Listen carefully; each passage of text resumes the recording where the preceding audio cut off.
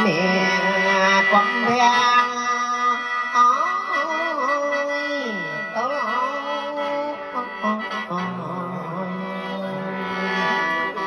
แม่ความแพงสายนี้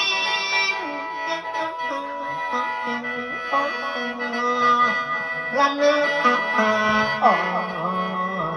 อ๋อ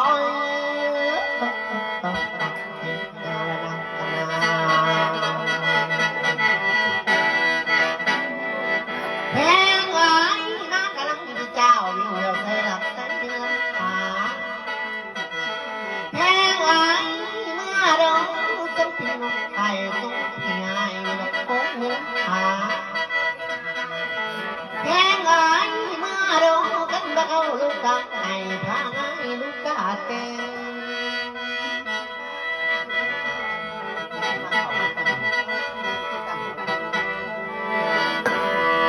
แพงเอ้ยเมื่อตาจะลองฟังเก่าพี่ว่าเมื่อเราต้องปีปีหน้า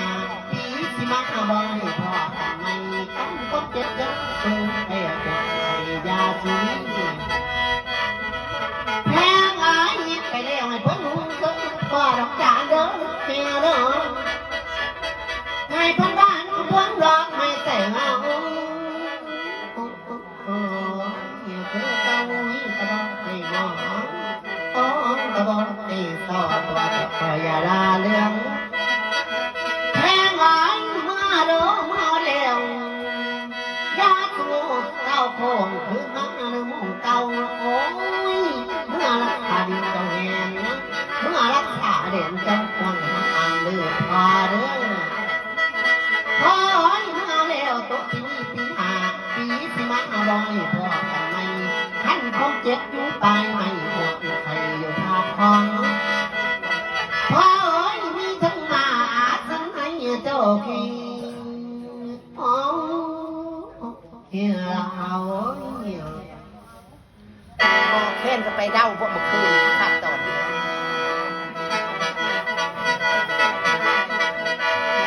เอ้ยมาเด้อไปวันเร็วนี่คือมาสั่งโอ้ยเมื่อแล้วขันคือก็มีใส่ขันมือไปก็มีขันโตแพงเอ้ยไปแล้วถ้าว่าคนนี้บอยไปน้ำเตี้ยบอยนี่น้ำเพิ่นกับมาเลี้ยงลูกน้อยกับมาเลี้ยงลูกน้อยเจ้าอยู่สบายเด้อแม่เด้อ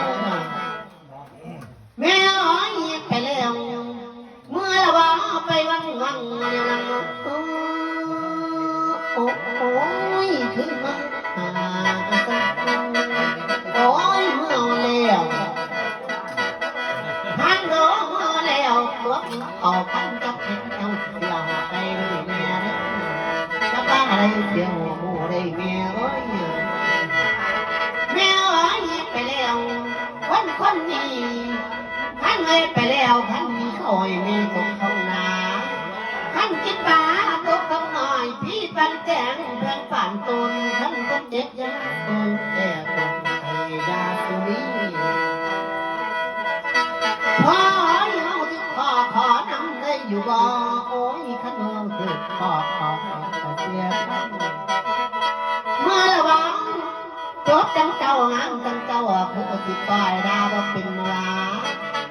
เมื่อบอกที่มันสั่งกินให้มันเพียง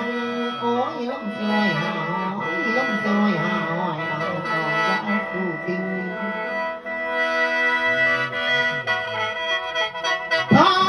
เมื่อแล้วเจ้าระวังเขาแก่งองแงเจ้าหาเงินไปเพราะไม่เป็นอ่างสมาหอนจะเป็นดินลือพาเด้อ